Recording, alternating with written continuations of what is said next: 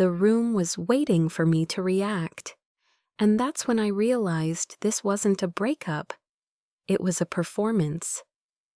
I should have seen it coming when he suggested lunch at Marcello's on a Saturday, the place where college kids bring their parents for graduation dinners and couples celebrate anniversaries with sticky champagne flutes.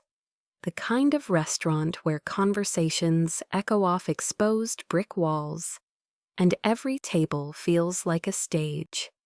He'd never taken me there before. 3 years together, and suddenly he develops a taste for overpriced pasta and public dining. The engagement ring caught the afternoon light streaming through those industrial windows as I twisted it around my finger, a nervous habit I'd developed since he proposed 6 months ago. We'd already put down deposits. The venue was booked, save the dates were designed, and waiting in my laptop, ready to send. My mother had started calling vendors, that particular excitement in her voice that happens when mothers finally get to plan the wedding they've been dreaming about since their daughters were born. He walked 3 steps ahead of me when we entered, scanning the room like he was looking for someone. The hostess led us to a table dead center in the main dining area, surrounded by families cutting into salmon and couples leaning over shared desserts. He'd specifically requested this table when he made the reservation. I remember thinking it was odd how particular he was about the seating arrangement, but I convinced myself he was being romantic. Maybe he had some surprise planned. Maybe this was about upgrading the honeymoon or adding something special to the wedding. The noise level was perfect for what he was about to do. Loud enough that people had to speak up to be heard, but not so chaotic that words would get lost. Every conversation carried just far enough to reach neighboring tables without seeming intentional. The acoustics of public humiliation, I realize now.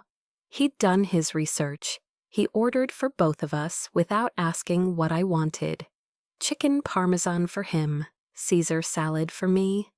Like I was some delicate flower who couldn't handle real food, or like he needed me to appear small and fragile for what was coming next.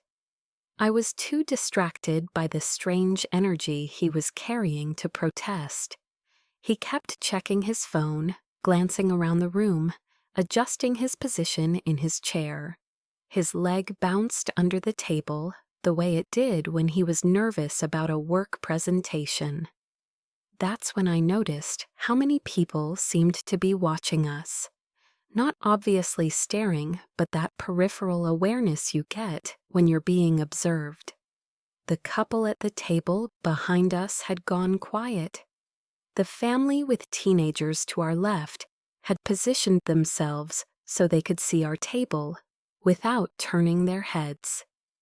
Even our server lingered longer than necessary when she brought our drinks, like she was waiting for something to happen. He cleared his throat twice before he spoke, not the kind of nervous clearing you do when you're about to say something difficult, but the deliberate kind, the kind meant to draw attention, the kind that says, "Listen up, something important is about to happen here." "I've been thinking a lot about us lately," he said, his voice carrying further than it needed to in the space between us. "About our future, about whether we're really right for each other." I felt my stomach drop, but not because of the words. I'd heard those words before, in my head, in my own doubts about whether we were moving too fast, whether marriage was something we both wanted or something we'd just fallen into, because it seemed like the logical next step.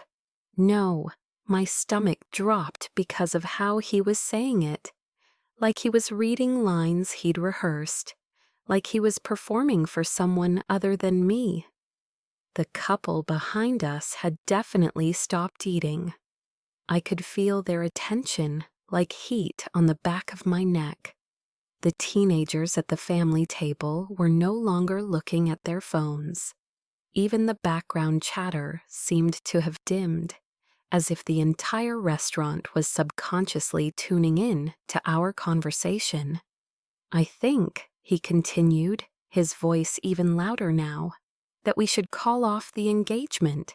He said it like an announcement, not like a confession or an apology or even an accusation, like a declaration meant to be heard and remembered, like something that needed witnesses to make it real. I stared at him, trying to process not just what he'd said, but how he'd said it. There was no emotion in his voice, no regret, no anger, no sadness. Just this clinical delivery, like he was reading a prepared statement. His eyes weren't even on me. They were scanning the room, checking for reactions, measuring the impact of his words on our audience. That's when the silence hit. Not just at our table, but rippling outward like we were the center of some social media moment, going viral in real time. Forks stopped moving. Conversations paused mid-sentence. Someone's chair creaked as they shifted to get a better view of whatever drama was unfolding at table 12. He was watching my face with this intensity I'd never seen before. Not the way you watch someone you love when you're delivering devastating news. Not the way you look at someone you're worried about hurting. He was watching me the way you watch a screen when you're waiting for a video to buffer. Expectant, impatient, ready for the show to start. I could feel my throat tightening, that familiar pressure that comes right before tears. My hands started shaking. The engagement ring felt like it was burning against my finger. Every instinct I had was screaming at me to react, to give him what he was clearly waiting for. To cry or yell or beg or demand explanations. To provide the emotional spectacle that would justify this public execution of our relationship. But something else was happening in my mind, something cold and analytical that cut through the emotional chaos. I was starting to see the shape of this moment, the careful architecture of it, the timing, the location, the audience, the way he'd positioned himself, positioned me, positioned us in this space like actors on a stage. He wanted me to break down. He needed me to lose control. This whole thing was designed to provoke a reaction that would make me look unstable, emotional, difficult. The kind of woman who causes scenes in public places. The kind of woman a reasonable man would obviously need to escape from. I thought about all the times he'd pushed my buttons in private, then acted surprised when I finally snapped. How he'd developed this talent for saying exactly the thing that would set me off, then stepping back with his hands up like he was the victim of my unreasonable emotional response. How he'd started recording our arguments on his phone, claiming he needed to document the pattern of my behavior. The room was still waiting. I could feel the collective held breath of everyone within earshot. Phone cameras were probably already recording. Someone might be live streaming this to their social media followers. This moment was being captured, preserved, turned into evidence of something. That's when I understood. This wasn't just a breakup. This was the creation of a narrative. He wasn't just ending our relationship. He was crafting a story about why it ended. A story that required me to play a specific role. The crazy ex, the unstable woman, the bullet he dodged just in time. I looked at his face, really looked at it, and saw something I'd never noticed before. He wasn't nervous. He wasn't sad. He was excited. There was this barely contained energy behind his eyes, like a kid waiting to see if his science experiment would work, like someone who'd spent a lot of time planning this moment and was finally getting to see it play out. So I didn't give him what he wanted. I took a long, slow breath and reached for my water glass, took a sip, set it down carefully on the table, looked him directly in the eyes for the first time since he'd started talking. "Thank you," I said. 2 words, quiet enough that only he could hear them clearly, but loud enough that the people straining to listen would catch the tone. Calm, grateful even, not what anyone was expecting. His expression shifted. The confident performance mask slipped for just a second, revealing confusion underneath. This wasn't in the script. This wasn't how the scene was supposed to go. I slid the engagement ring off my finger, slowly and deliberately. Not dramatically, not with flourish or anger, just methodically, like I was taking off a piece of jewelry that no longer fit properly. I set it on the table between us, right next to the salt shaker. "I appreciate you being honest," I continued, still in that same calm voice.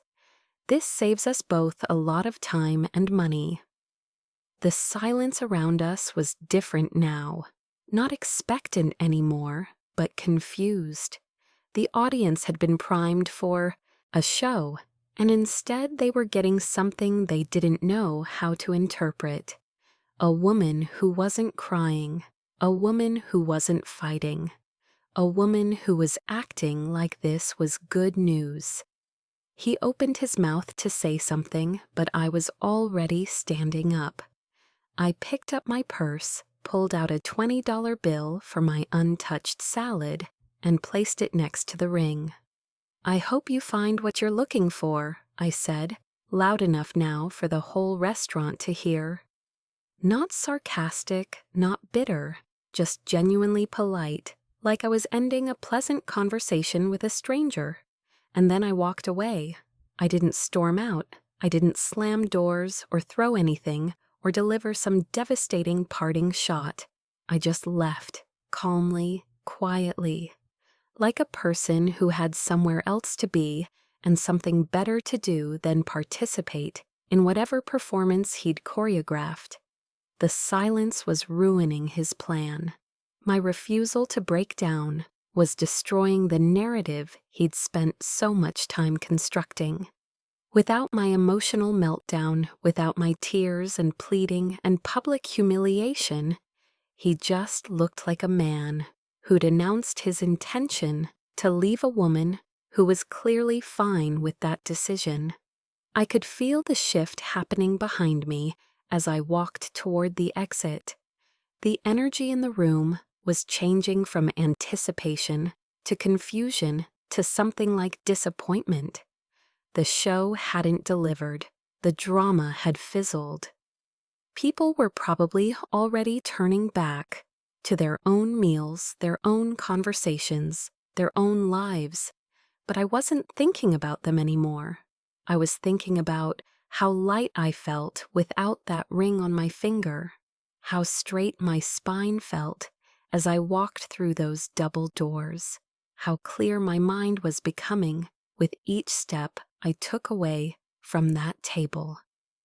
I sat in my car for 20 minutes before I started the engine, not because I was upset, but because I was trying to process what had just happened. Not the breakup itself, that was probably overdue if I was being honest with myself, but the setup, the calculation behind it.